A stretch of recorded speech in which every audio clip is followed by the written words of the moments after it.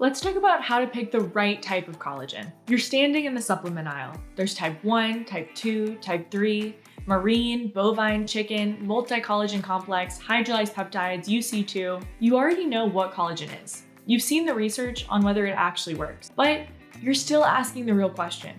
Which tub do you actually take off the shelf and bring to the register? Let's start with a quick refresher on types. Type 1 is that overall workhorse. That's the one you find in your skin, your bones, your tendons, and your ligaments. Pretty much anywhere your body needs structural support. Type 2 is the joint one. It lives in your cartilage. So when you're thinking about your knees, your hips, or the cushion between your joints, you're thinking about type 2. Type 3 usually shows up alongside type 1, especially when talking about the skin and blood vessel walls. You'll also see type 5 and type 10 pop up in multi-collagen products. Type 5 shows up in hair, and type 10 plays a role in bone formation. They're useful if you want broad coverage, but the supplement research on these two is a lot thinner. So when you're trying to remember the rough map of collagen types, it's type 1 and 3 for skin and bones, type 2 for joints, and everything else for just general support. So now let's think a little bit more about parts you might not see represented on the label. One is the source. The source determines which type of collagen you're getting, and this is where most of the marketing noise comes into play. Bovine collagen comes from cowhide and bones. It's mostly type 1 and 3, and it's the most studied, the most affordable, and the most common option out there. So if you want a general skin and bones formula, bovine is a default option. Marine collagen comes from fish skin and scales, and it's almost entirely type 1. The peptides tend to be smaller, which some research suggests mean they absorb better. It's also a fit for people who don't eat beef. But the downside here is that it's usually pricier and the quality can vary a lot by brand to brand. Chicken collagen is a good type 2 source. It's basically sterile cartilage. So if joints are the priority, you might look for chicken as a source. And then there's collagen that comes from pigs, which is very similar to bovine. And it's also type 1 and 3. It's less common in the US market, but it's still a solid option.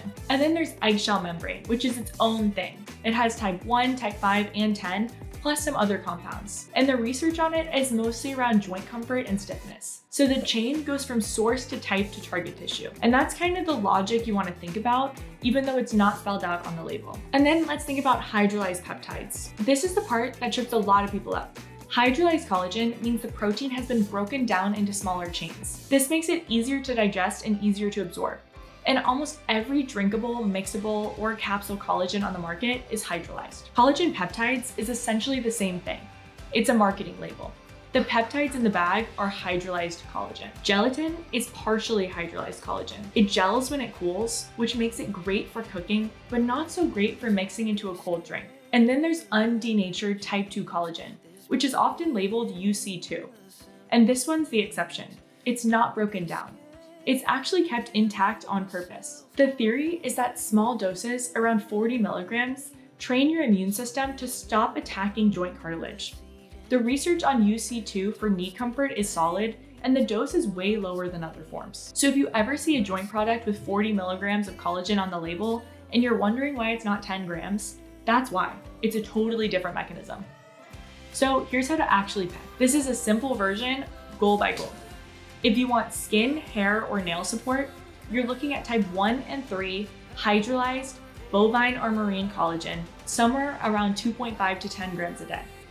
For joints, you've got two real options. You can either go with hydrolyzed type 2 at 5 to 10 grams a day, or UC2 at 40 milligrams a day, and they work differently. UC2 has cleaner research, but hydrolyzed gives you more flexibility on dose and format. For bones, you want type 1 hydrolyzed collagen peptides, somewhere around 5 grams a day. And the research here is mostly in postmenopausal women, but there is a signal. For muscle and recovery, you want type 1 and 3 hydrolyzed collagen peptides paired with resistance training. But don't expect to replace whey protein, it's a completely different mechanism. And if you want broad coverage and you don't really want to overthink it, a multi-collagen blend with types 1, 2, 3, 5, and 10 give you a bit of everything. You're trading specificity for convenience, and that's a fine trade if you just want a general coverage. And then what to look for on the label. 3 things are going to matter more than the marketing. First, watch the dose. A scoop that gives you 1 gram isn't really doing much. Most studies use 2.5 grams or more. And remember, UC2 is the only exception to that. Second, watch the certifications.